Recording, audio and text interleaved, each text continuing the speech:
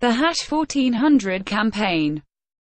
The blind hatred for one man is so great that it now overrides the desire to help victims of abuse, victims who are desperately in need of help. When Tommy Robinson shared the #1400 campaign promotion, the usual far-left blue-ticked haters were all over Twitter quickly smearing it, and telling their followers not to back the campaign. With no proof that this was his campaign, these self-appointed moral guardians and their followers were frothing at the mouth about his supposed agenda, how the helpline would cost people to use it, it's a free phone number, and how he was exploiting the victims for his needs. All totally false, of course, not that truth matters to these spiteful individuals.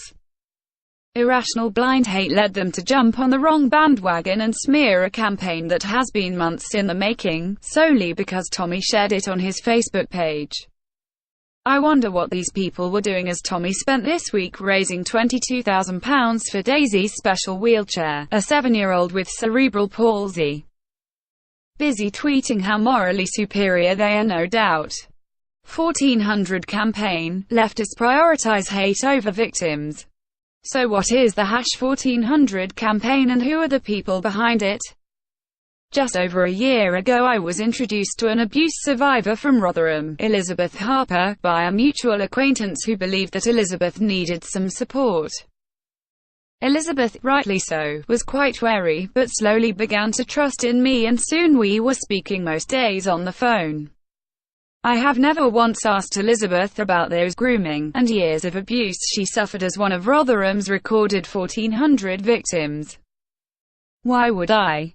I have a COSCA certificate in counseling, but women like Elizabeth need specialized counseling, which is where the idea for the campaign started.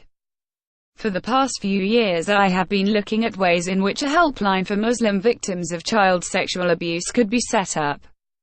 Anyone who thinks that there is no abuse of Muslim children is sadly mistaken. The Muslim pedophiles will be raping the children in their own communities.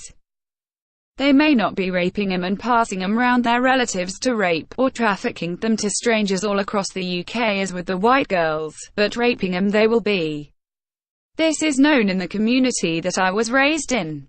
Muslim children are raped in the way most white pedophiles rape children, secretively. The shame and honor culture also stops many children from telling, and so I had this idea for a helpline where children could call without fear, be listened to and be believed. At the start of 2018 Elizabeth was finally going to see justice as one of her abusers was in court. I spoke to Elizabeth every day and it was an absolute honor to be a part of her journey, and although the sentence the pedophile received was paltry, some justice was at least served. A few weeks after the court case Elizabeth rang to say she had been to the doctors to ask if she could receive counseling as she was now ready to move on with her life. The reply she got was that she would have to pay for it herself. That was the moment that the idea for the campaign began. I put together a proposal, organized meetings and conference calls with both Janice Atkinson and Alt News Media, and so began the work that was needed in order to secure funding. Along with the cameraman I visited Rotherham in August of this year and finally got to meet Elizabeth and her family. It sounds strange, but it felt like I had known them forever. I met Jane Sr., the whistleblower of Rotherham, and again felt like I had always known her.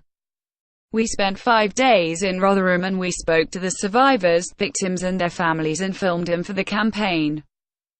There were tears and laughter, lots more laughter than tears. We spent a lot of our time in Swinton Lock, a charity that provides support for the people of Rotherham. The #1400 campaign is Elizabeth's campaign. The therapy she so desperately needs has been provided by helping with the running of the campaign, setting up social media sites, assisting with the editing of the videos, and most importantly of all for giving her a voice. When I speak to those close to Elizabeth and hear from them how she has changed, for the better, how she has become stronger and more determined, then I know that the #1400 campaign is working even before it has been launched. I myself can hear the difference in Elizabeth. She tells me herself that she has a purpose and she wants to help other victims and survivors. So when I see the blue-ticked hateful lowlife, and the so-called feminists smearing the campaign because Tommy shared it, it makes me realize the truth. These people are just warped and bitter and cannot see beyond their hate for the good of the less fortunate. Tommy used his platform to publicize something that will help suffering people, which in any decent person's thinking is a good thing. I wish they would save their outrage for the pedophiles who abused Elizabeth and the other 1,400+ children in Rotherham. The truth and reality is clear: they simply don't care about these crimes. They aren't interested in providing the victims all the help they deserve. Not one of them has apologized for their error and instead have demanded that Elizabeth ask Tommy to publicly announce that the campaign is not his. What a bunch of patronizing buffoons. Who on earth are they to ask anyone to do anything? What have they ever done for anyone? Like the legacy mainstream media, they can never move past their own warped personalities and morals to give credit when Tommy uses his platform for good causes. Maybe they can give us a list of who can and cannot promote the campaign and share the videos when they are ready to be launched.